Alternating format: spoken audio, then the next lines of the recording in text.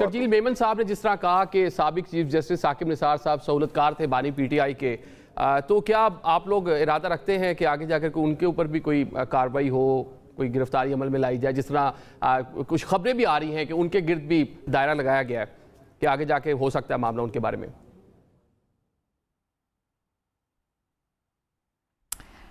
دیکھیں جی، ماضی میں اگر ہم گئے تو پھر بہت سارے معاملات اور واقعات کھلیں گے، پھر بہت ساری شخصیات اور اشخاص کو منظر عام پہ لانا پڑے گا۔ کس کس کے خلاف کارروائی کریں گے؟ ہر ادوار کے اندر کوئی نہ کوئی کھلاڑی تھا اور کوئی نہ کوئی کھلاڑی کے پیچھے تھا، تو یہ تو ایک طویل ایک لسٹ ہے۔ اگر اسی میں پڑے رہ گئے تو ہم پاکستان کو آگے کی جانب کیسے لے کے جائیں گے؟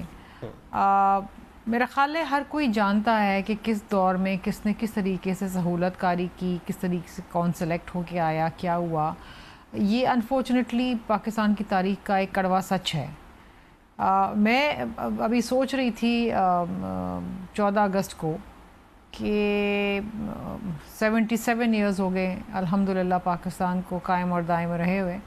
77 ایئرز کے اندر 32 پرائم منسٹرز رہے ہیں پاکستان کے اندر، including the caretaker prime ministers. آمرانہ دور رہا، اور اس کو اگر آپ نکال دیں، اس آمرانہ دور کے جو بڑے بڑے چنکس رہے پاکستان کے اندر، ایک چیکرڈ ہسٹری رہی، تو تقریباً کوئی 48 ایئرز میں آپ کے سویلین پرائم منسٹرز آئے، اور وہ 20 پرائم منسٹرز تھے۔ اور اگر آپ ایک ایوریج نکالیں ان پرائم منسٹرز کی ان دیز 48 ایئرز، تو تقریباً کوئی 2 سال 4 مہینے ایوریج آتا ہے۔ تو اگر ایک وزیر اعظم جو الیکٹ ہو کے بھی آتا ہے، چاہے جیسے بھی آئے، اس نے صرف 2 سال 4 مہینے حکومت کرنی ہے، تو کس طریقے سے ملک آگے چلے گا؟ پالیسیز کا تسلسل کیسے ہوگا؟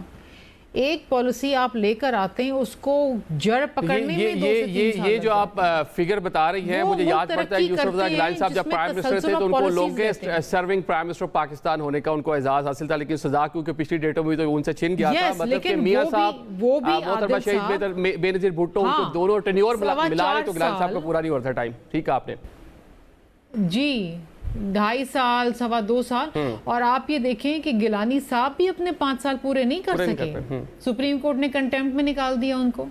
تو یہ بڑی انفارچونیٹ ایک المیہ ہے پاکستان کے ساتھ کہ کوئی بھی، اور پرائم منسٹرز دیکھیں یا ایگزائل میں چلے گئے، یا جیل چل گئے، یا پھانسی چڑھ گئے، یا بم دھماکے سے شہید ہو گئے، یہ پرائم منسٹرز ہیں آپ کے اس ملک میں۔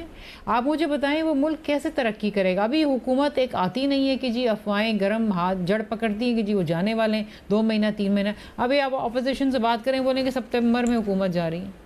تو اگر یہی باتیں کرنی ہے اور اسی سے آپ نے ایک پولیٹیکل انسٹیبلٹی کی فضا قائم کرنی ہے، تو اس ملک میں چلیں آپ جو بات کر رہی ہیں، آپ کنسنسس کی بات کر رہی ہیں کہ مل بیٹھ کر بات کی جائے، کوئی انیشیٹو تو کوئی لینا، اس پر ڈیبیٹس ہوتی ہیں، بات ہوتی ہیں، بیانات آتے ہیں، لیکن عملی طور پہ کچھ نہیں ہوتا۔ شیخ صاحب کہتے ہیں ستمبر ہوگا، کبھی اگست کا مہینہ بتاتے ہیں، مطلب مشکلات کی جو ابھی بات کر رہی ہیں، انڈیکیٹ کر رہی ہیں، اسی حوالے سے باتیں ہوتی ہیں۔ سیٹ صاحب، گورنمنٹ بڑی سٹیک ہولڈر ہے، آپ لوگ بیٹھ کے کوئی کنسنسس آپس میں بیٹھ کے بات کریں۔ جب بجلی کا مسئلہ ہے، غربت ہے، بے روزگاری ہے، مسائل بڑھتے جا رہے ہیں، جب تک سٹیک ہولڈر نہیں بیٹھیں گے معاملات آگے کیسے بڑھیں گے؟ عادل صاحب نے آپ نے بڑا اچھا سوال پوچھا۔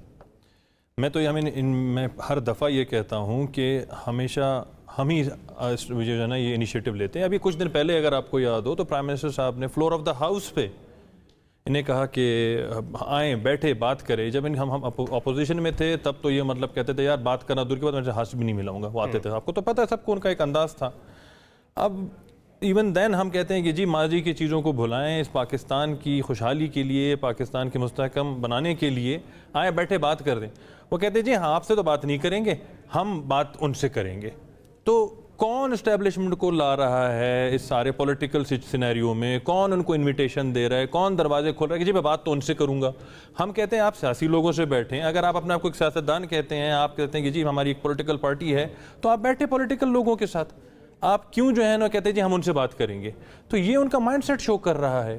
یہ ان کی ایک ان کا کبھی یہ دیکھیں، میں ہمیشہ لوگوں کو کہتا ہوں کہ جب ہماری حکومت بن رہی تھی تو ہم پیپلز پارٹی، یہ ڈاکٹر صاحبہ بیٹھی ہوئی ہیں، یہ اس بات کی جو ہے اعتراف بھی کریں گی کہ ندیم افضل چند صاحب خود گئے ان کو آفر کی کہ جی ہم نے تو ویسے اگر نون لیگ کو ساتھ سپورٹ کرنا ہے تو ہم آپ کو سپورٹ کر دیں، آپ آ جائیں، لیڈ لیں اور حکومت بنا لیں۔ تو کیوں انہوں نے حکومت نہیں بنائی؟ کیونکہ ان کے پاس ڈیلیورنس کے لیے کچھ ہے نہیں۔ ان کے پاس صرف کھوکھلے وعدے ہیں. 200 ارب ڈالر آئے گا, 100 ارب ڈالر منہ پہ ماریں گے, مطلب ادھر بھی ماریں گے, مطلب ان کے ہر چیز میں مار دھاڑ ہے. ہم 100 ارب ڈالر جو ہے وہ ہم دے دیں گے, 1 کروڑ نوکریاں ہم جو ہے وہ لوگ بیرون پاکستان سے پاکستان آئیں گے, یہاں پہ لوگ کام کریں گے, 10 لاکھ گھر بنائیں گے. کوئی ایک تو وعدہ بتائیں اپنا, یہ 3.5 سال میں کچھ تو دینا اپنی ڈیلیورنس کے لیے.